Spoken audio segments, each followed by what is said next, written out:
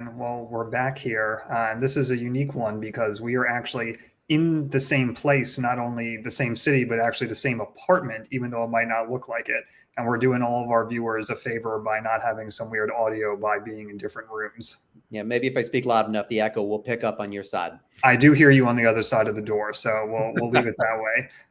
But more seriously, this is our first Facebook Live that we're doing since our quarter 2 forecast came out on Sunday evening. So you obviously played a big role in putting together our MENA forecast. But even aside from that, there have been a number of attacks in Israel the past 2 weeks that really seem to have taken precedence. Right. Yeah. And it's unfortunate what's happening in Israel is that we've suddenly got these individual attacks, now 3 of them, that are really hard for the Israeli security forces to prevent, and that may presage a wider trend. And that's something that as Ramadan is happening as of tomorrow, and then Passover will be happening not long after that, and they'll be coinciding. Israeli security forces are on alert that there may be more of these kind of grassroots attacks, and it's such a tricky thing for Israel to deal with, and it's actually a tricky thing for the organized Palestinian factions to deal with, because there's not much you can do when an individual decides they're going to pick up a weapon and attack civilian or military targets. That's just one of those things that they have to endure and hope that it burns out on its own accord. Well, and what's really been interesting about these attacks, or if one can call them interesting, is certainly distinctive, is at least 2 of them recently have been linked to Islamic State, one of which the group even explicitly claimed, and another conducted by a supporter who even tried to join the group last decade in Syria. Obviously, Islamic State has not really been able to get into Israel in a significant way, aside from some really sporadic incidents that have been a number of years ago. Right. And it kind of gives us an idea of what the state of Islamic State is right now. It's more of an ideology, and beyond Syria and Iraq, where it still has organized cells, in most places, it's more of an idea. And especially in Israel, it's an idea that appears to now suddenly be inspiring attacks by Israeli Arabs. And we have to remind folks that Israeli Arabs are about 10% of Israel's population. They're full citizens. They vote. They have representatives in the Knesset. In fact, one of their parties is critical to holding together the government right now.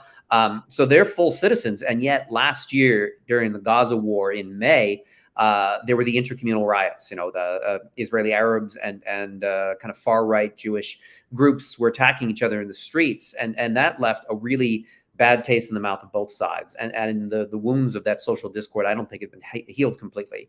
And now there is a risk that Islamic State ideology has seeped into some of these communities and is inspiring violence. And if that is the case, it's very hard for Israel to draw that out, because once that idea is in a disaffected community, it's really tough to deal with it, other than really hard-handed security crackdowns, the sort of thing that will just alienate Israeli Arabs more, or letting all of the supporters carry out their attacks and then be arrested or killed in the process, and sort of exhausting them that way.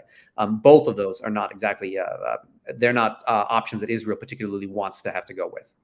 No, definitely not. And one of the things that you and I know, have spoken about this past week or so has really been about the reaction from groups like Hamas, Palestinian Islamic Jihad, that are seen as the vanguard of the Palestinian resistance. But in this case, even though attacks are occurring against Israelis, they're not necessarily actually in favor of these for a variety of reasons, right? Right, exactly. Like Hamas and Palestinian Islamic Jihad are both benefiting from the ceasefire deal from last year that allows Qatari aid to go through Israel into the Gaza Strip.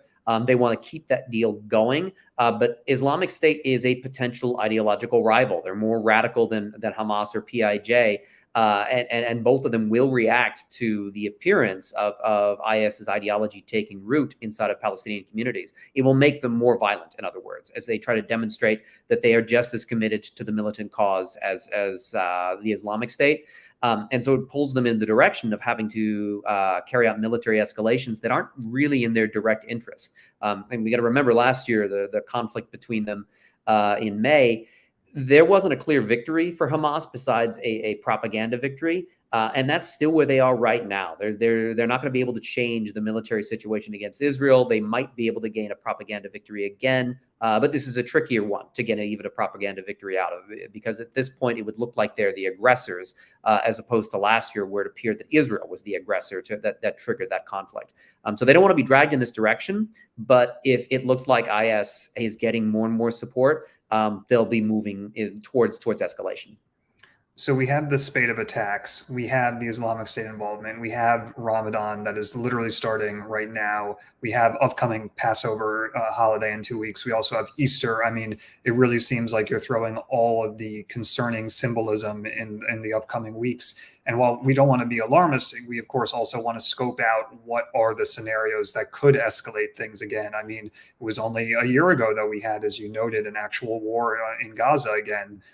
So not that we're saying that this is where it's going to end up. However, how would you forecast in terms of the scenarios for if it were to develop? What are kind of the triggers we should be looking for? Well, like the underlying biggest risk is that the grassroots tensions between Israelis and Palestinians and Jews and Arabs, none of those tensions have been resolved from last year, and they've been building up even further.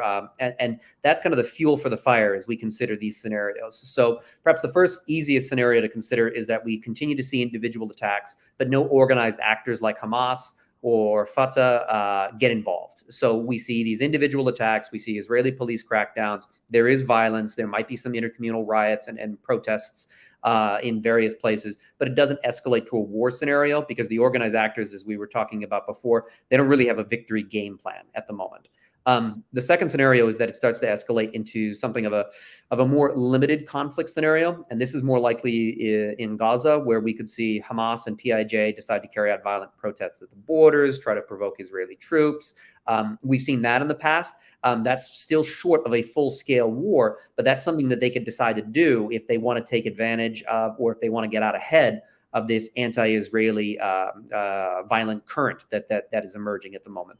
And then the third scenario is returning to another conflict, a major conflict between Israel and Gaza, even the possibility that within the West Bank that the Palestinian security forces fail to control the unrest there, and we start to see that what looks like an intifada start to break out as an escalation ladder is climbed, as the Israeli police carry out crackdowns, and then Hamas retaliates for the crackdowns, and then Israel retaliates against Hamas, and then that escalates into a general war between Israel and Gaza, and then the West Bank's security situation deteriorates. And that's kind of our worst case scenario, is this prospect that this grassroots tensions climbs the escalation ladder and forces leaders to make choices that they wouldn't of their own accord.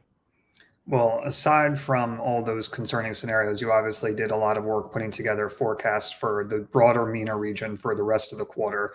So outside of Israel, are there any particular hotspots that you think our viewers should be looking at for notable developments in the next 3 months? Right, and we're definitely watching the U.S.-Iran nuclear talks, which remain, uncertain as to where they will land and when they will land.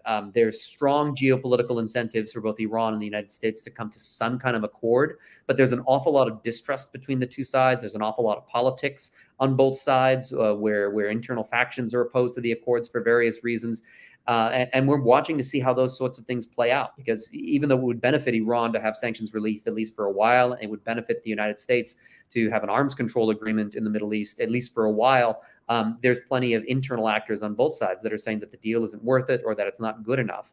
And then on top of that, of course, the deal will do nothing to resolve Israeli-Iranian tensions, Iranian Gulf Arab tensions, all of those that could potentially escalate into a bigger conflict with or without the deal. So I'd say that's one of our biggest ones that we're still watching through the quarter. Yeah, and it's pretty wild, of course, to think that given the situation in Ukraine, that this issue, which for so long was top of mind for everybody, has really become secondary news, but is still absolutely being affected by the Russian invasion. I mean, even for the past 2 weeks, there have been a number of questions about what exactly the Russians are trying to seek from this deal. Are they going to throw a wrench into it? And it feels like every day there's kind of a back and forth between public officials and saying, oh, things look better, things look worse. And yet everybody seems to be like we're on the precipice of something, but we still haven't gotten any firm deal. Right, exactly. And of course, the Russian angle also matters for the energy markets. If you can get an Iranian nuclear deal, you can start to get Iranian oil back onto the global supply. You can start to push down prices a bit, stabilize the market with the absence of Russian oil. That's also a big incentive for the U.S. and the West to try to get this deal done. At the same time, from Iran's domestic political standpoint, many of these hardliners that are now in power, they have weathered sanctions for years now. and they feel like this is a moment where, if the West is so desperate for oil, this is a moment for them to try to assert their leverage over them and get more concessions while they can. Yeah, it's one of these just truly, from a kind of intellectual point of view, really interesting ways in which all of these crises actually do have very clear impacts on one another, even though they're about completely separate issues. Right. So I guess I'm wondering, obviously surveying the landscape, there are plenty of other places we could talk about. What's the one other issue you think our viewers should really be paying attention to?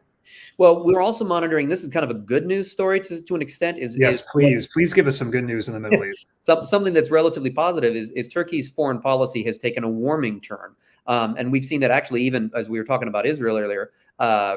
Just today, President Erdogan called the Israeli president to condemn the attacks on Israelis.